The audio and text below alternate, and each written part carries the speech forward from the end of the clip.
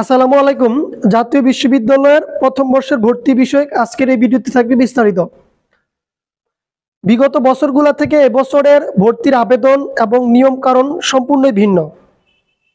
আপনারা কিভাবে ভর্তির আবেদন করবেন অনলাইনে এবং কত তারিখ থেকে কত তারিখে ভর্তির আবেদন এবং ভর্তি পরীক্ষা এবং আবেদন ফিটা কিভাবে দিবেন এবং গত বছরের ন্যায় সেই 300-350 টাকায় আছে কি নাকি বৃদ্ধি হয়েছে এবং কি সাবজেক্টের উপরে আপনি আবেদন করতে পারবেন এবং আপনার কি পয়েন্ট যোগ্যতা লাগবে সবকিছু এই ভিডিওটাতে থাকবে।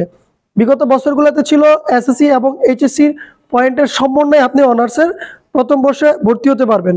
জাতীয় বিশ্ববিদ্যালয়ের ভর্তি পরীক্ষার যে বিষয়টা সেটা হচ্ছে, দেখেন এখানে আবেদনের তারিখ হচ্ছে আপনার এই যে এখানে 21 জানুয়ারি থেকে 28 ফেব্রুয়ারি পর্যন্ত আপনাকে ভর্তির তারিখ দেওয়া হয়েছে।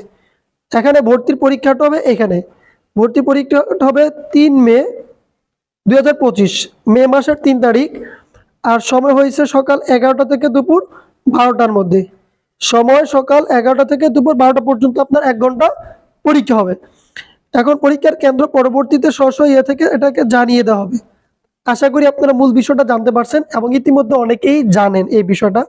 তো যে বিষয়টা হচ্ছে গুরুত্বপূর্ণ সেটা হচ্ছে এবার ভর্তি পরীক্ষার আপনি 21 জানুয়ারি বিকাল 4টা থেকে যে শুরু হয়েছে 28 ফেব্রুয়ারি রাত 12টা পর্যন্ত চলবে এবং আবেদন ফি আপনাকে গুনতে হবে 700 টাকা। এই দেখেন এখানে লেখা আছে আবেদন ফি হচ্ছে এখানে 700 টাকা। আবেদন ফি 700 টাকা এখানে আপনাকে দিতে হবে। এখন এই 700 টাকা দিতে হবে আপনি যেই কলেজের বরাবর আবেদন করবেন ওই কলেজের মোবাইল ব্যাংকিং অ্যাকাউন্ট থাকবে, সেটা বিকাশ কিংবা নগদ কিংবা আপনার রকেট অ্যাকাউন্ট থাকতে পারে, যাই হোক মোবাইল ব্যাংকিং অ্যাকাউন্ট এখানে স্পষ্ট করে তারা সুন্দরভাবে এখানে লিখে দিছে মোবাইল ব্যাংকিং। এই দেখেন এখানে মোবাইল ব্যাংকিং অ্যাকাউন্টটা এবং আপনি সরাসরি গিয়ে জমা দিতে পারবেন। এটা হচ্ছে ওই কলেজ কর্তৃপক্ষ কিভাবে নেবে সেটা তাদের হিসেব। সো আপনি আবেদনের পদ্ধতি আগের মতোই আছে, যে 5টা স্টেপ ছিল আগে পূর্বের গত বছরগুলোতে সেম এভাবেই আছে। পরিবর্তন হয়েছে, এখানে আর কোনো পয়েন্ট সিস্টেম থাকতেছে না। তবে হ্যাঁ, আবেদনের যোগ্যতা অনুসারে সর্বনিম্ন পয়েন্টটা তারা উল্লেখ করছে। ভিডিওটা খেয়াল করে দেখবেন। এখানে মানবিক এবং ব্যবসা শাখাদের জন্য এসএসসিতে 2.5 এবং এইচএসসিতে 2.5, সর্বমোট 5.5 নিতে থাকলেই হবে। আর যারা বিজ্ঞানের জন্য হচ্ছে এসএসসিতে 2.75 আর এইচএসসিতে 2.5, টোটাল পয়েন্ট হচ্ছে 6.0, মানে 6 পয়েন্ট লাগবে হচ্ছে শুধুমাত্র বিজ্ঞান। আর যারা ব্যবসা এবং মানবিক থেকে আবেদন করতেছেন, মানে এসএসসি এইচএসসিতে ব্যবসা এবং মানবিক, তাদের লাগবে 5.5। এই পয়েন্ট যদি আপনার থাকে তাহলে আপনি আবেদন করতে পারবেন 700 টাকা দিয়ে।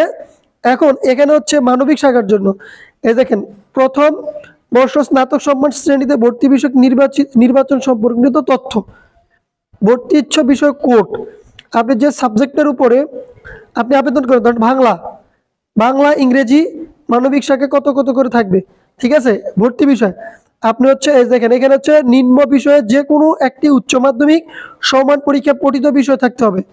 উক্ত পঠিত বিষয়ে 200 নম্বরের ন্যূনতম গ্রেড পয়েন্ট 2.5 পেতে হবে। এখন এই বাংলা এবং ইংরেজি থাকবে উচ্চ মাধ্যমিক থেকে, এবং উচ্চ মাধ্যমিক থেকে মানবিক 60%, বিজ্ঞান 20%, ব্যবসা শাখায় 20% সুযোগ আসবে। প্রথম ও মেধা তালিকা ভর্তির পরেও যদি বিষয়ভিত্তিক আসন শূন্য থাকে সেক্ষেত্রে মানবিক বিজ্ঞান ব্যবসা শাখার জন্য নির্ধারিত আসন বন্টন হবে। এখন আমি যদি আপনাদের এই নোটিশটা একদম A to Z পড়ে শোনাই, প্রচুর সময়ের ব্যাপার। এখানে প্রায় 8টা পেজ আছে, 8টা মূলত পেজ আছে। এখানে প্রচুর সময় নিয়ে আপনাকে এই নোটিশটা পড়তে হবে। তো এখানে মূল বিষয়টা হচ্ছে আপনি যেহেতু এবছর নিয়মকানুন অনেক পরিবর্তন হয়েছে, সো আপনাকে একটু সময় নিয়ে বুঝে শুনে ধীরে স্থিরে তারপর আপনাকে আবেদন করতে হবে।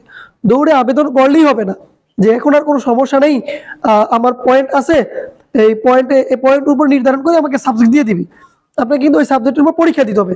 সো চিন্তা ভাবনা করবেন ওই যে কলেজে আপনি আবেদন করবেন ওই কলেজের প্রতিযোগী কেমন, ওই কলেজের আসন কেমন, আবেদনের প্রতিযোগী কেমন এবং ছাত্র সংখ্যার অবস্থান কেমন, আমি পরীক্ষায় দেখে টিকতে পারবো কিনা, সে সকল বিষয় বিবেচনা করে দেন এবার আপনাকে আবেদন করতে হবে।